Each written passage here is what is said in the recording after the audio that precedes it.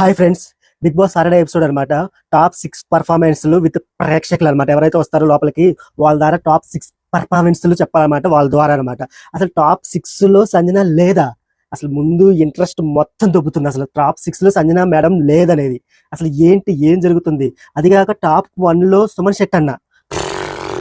నా ఎక్స్ప్రెషన్ ఇదే ఫ్రెండ్స్, ఎందుకంటే నీరసం వస్తుంది అనమాట.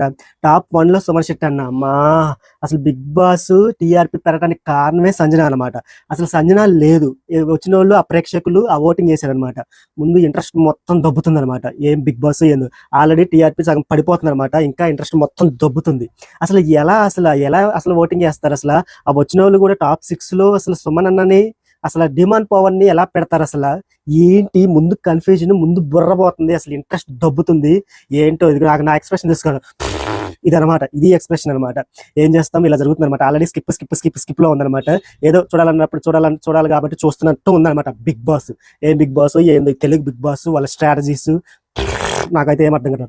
బాయ్, మీ ఒపీనియన్ కూడా చెప్పండి ఫ్రెండ్స్.